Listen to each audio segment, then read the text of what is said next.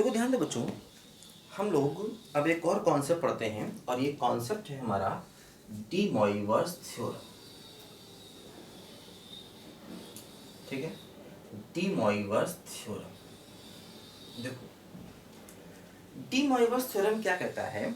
D मॉइवर्स theorem कहता है कि अगर हमारे पास cos थीटा प्लस आई साइन थीटा की पावर n है। देखो cos थीटा प्लस आई साइन थीटा का मतलब ये एक प्रकार का कॉम्प्लेक्स नंबर है ना। cos थीटा प्लस आई टाइम साइन थीटा की पावर n है, मतलब ये एक प्रकार का कॉम्प्लेक्स नंबर है।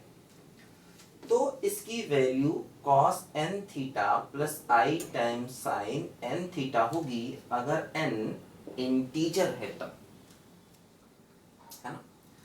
अगर n की वैल्यू इंटीजर है तब ऐसा होगा, है ना।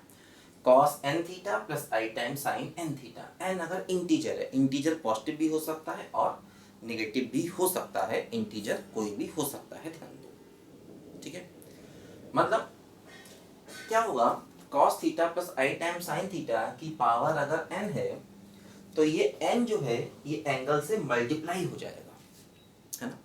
ध्यान देना ये एंगल दोनों में सेम है और बीच में प्लस है। ठीक है, देखो अब यहां पर जरा ध्यान दो, अगर मान लो हम यही टर्म लें cos थीटा आई टाइम साइन थीटा की पावर n, मतलब और n मान लो कुछ फ्रैक्शन है, p बाई क्यू है, फ्रैक्शन की फॉर्म में है। अब ये फ्रैक्शन पॉजिटिव भी हो सकता है, नेगेटिव भी हो सकता है ना। मतलब ये फ्रैक्शन है, ये फ्रैक्शन जो है ये पॉजिटिव भी हो सकता है और नेगेटिव फ्रैक्शन भी हो सकता है, तो पावर अगर n है। तो देखो ऐसे केस में क्या होगा, जैसे इसमें डिनोमिनेटर q है तो इसके q डिफरेंट रूट्स होंगे, है ना।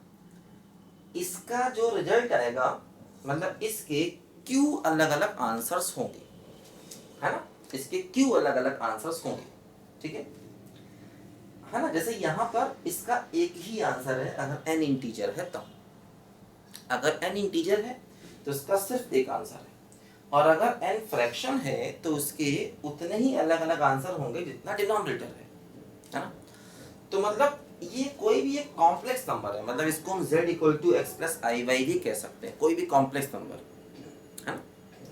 तो इसके q डिफरेंट आंसर्स होंगे and out of these q different answers,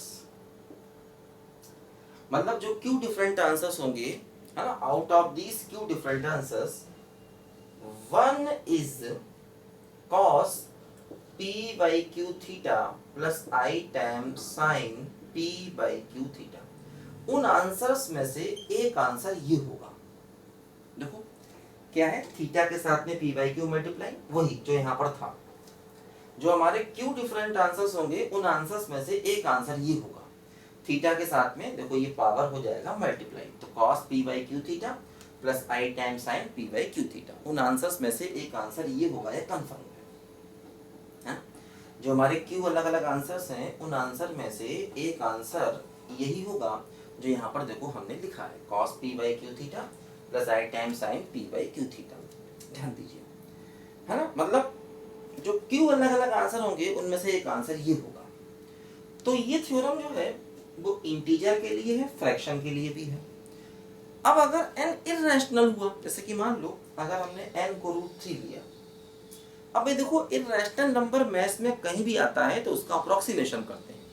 इसको हम लगभग 1.73 और लगभग 173/100 लिख सकते हैं। देखो ये फ्रैक्शन बन गया, है ना, तो मतलब रैशनल बन गया, मतलब ठीक है। जब भी कभी नंबर इररेशनल होता है मैथ्स में तो उसको अप्रोक्सीमेशन करके हम रैशनल बना देते हैं, और उसके बाद फिर वही सारी चीज एप्लीकेबल है जो रैशनल के लिए है, ध्यान दो, है ना। तो ये बात यहाँ पर ध्यान रखना, कभी भी मैथ्स में अगर नंबर इररेशनल है तो उसे अप्रोक्सीमेट करके रैशनल बना देते हैं, और रैशनल का मतलब तो p बाई क्यू फॉर्म में आ गया तो उसमें यही थ्योरम हमारी फिर से लग जाएगी।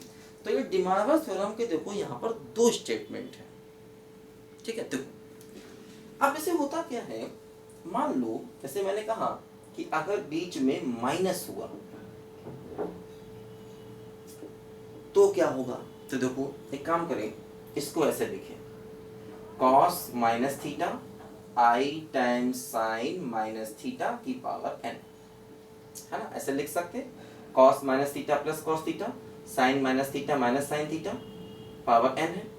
अब देखो ये वही चीज आ गई, ये एंगल और ये एंगल सेम है, बीच में प्लस है, तो इसमें थ्योरम लगा सकते हैं। तो क्या होगा, cos minus N theta I times sine minus N theta. तो देखो ये हो गया cos N theta minus I times sine N theta. देखो ये यहाँ पर आ गया, मतलब अगर बीच में माइनस भी है और एंगल सेम है तो हम ये सेम थ्योरम लगा सकते हैं इसमें भी। अगर बीच में माइनस है तो भी हमारी थ्योरम काम कर जाएगी, लेकिन ध्यान देना ये आई साइन के साथ में होना चाहिए, कॉस के साथ में नहीं, ठीक है। और हाँ, एन इंटीजर है तभी हम उसको मल्टीप्लाई कर रहे हैं, एन इंटीजर होना चाहिए तभी ऐसा कर रहे हैं। अगर फ्रैक्शन हुआ तो फिर उसके उतने आंसर होंगे, लेकिन उन आंसर में से एक आंसर ये होगा, ये कंफर्म है, ठीक है। लिखो जरा बच्चों ध्यान से पहले इसको।